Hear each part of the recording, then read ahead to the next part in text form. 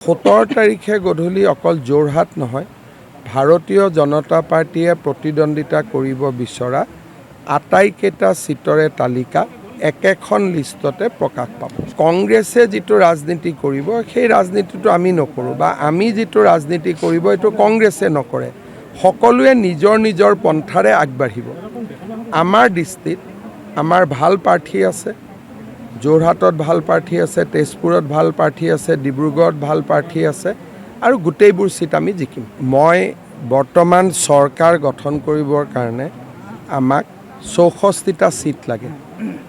গতিকে আমাৰ চেষ্টা হ'ব যে আমি 64টা প্ৰথমে অতিক্ৰম কৰিম, তাৰ পিছত আগলৈ যিমান যাব পাৰোঁ আমি যাম।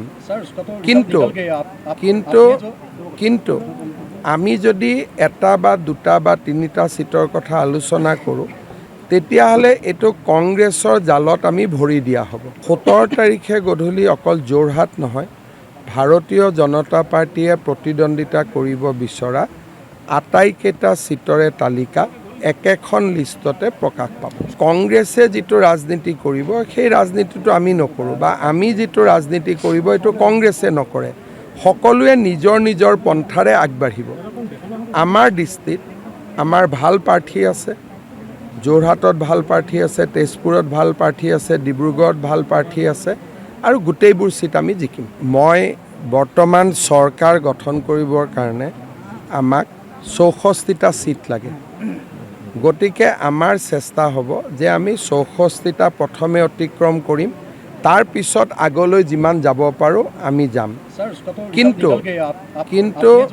কিন্তু আমি যদি এটা বা দুটা বা তিনিটা সিটৰ কথা আলোচনা কৰোঁ তেতিয়াহ'লে এইটো কংগ্ৰেছৰ জালত আমি ভৰি দিয়া হ'ব। 17 তাৰিখে গধূলি অকল যোৰহাট নহয়, ভাৰতীয় জনতা পাৰ্টিয়ে প্ৰতিদ্বন্দ্বিতা কৰিব বিচৰা আটাইকেইটা সিটৰে তালিকা একেখন লিষ্টতে প্ৰকাশ পাব। কংগ্ৰেছে যিটো ৰাজনীতি কৰিব সেই ৰাজনীতিটো আমি নকৰোঁ বা আমি যিটো ৰাজনীতি কৰিব এইটো কংগ্ৰেছে নকৰে। সকলোৱে নিজৰ নিজৰ পন্থাৰে আগবাঢ়িব। আমাৰ দৃষ্টিত আমাৰ ভাল প্ৰাৰ্থী আছে, যোৰহাটত ভাল প্ৰাৰ্থী আছে, তেজপুৰত ভাল প্ৰাৰ্থী আছে, ডিব্ৰুগড়ত ভাল প্ৰাৰ্থী আছে আৰু গোটেইবোৰ সিট আমি জিকিম। মই বৰ্তমান চৰকাৰ গঠন কৰিবৰ কাৰণে আমাক 64টা সিট লাগে।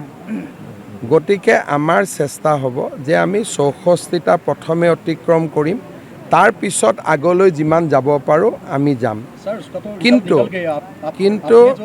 কিন্তু আমি যদি এটা বা দুটা বা তিনিটা সিটৰ কথা আলোচনা কৰোঁ তেতিয়াহ'লে এইটো কংগ্ৰেছৰ জালত আমি ভৰি দিয়া হ'ব।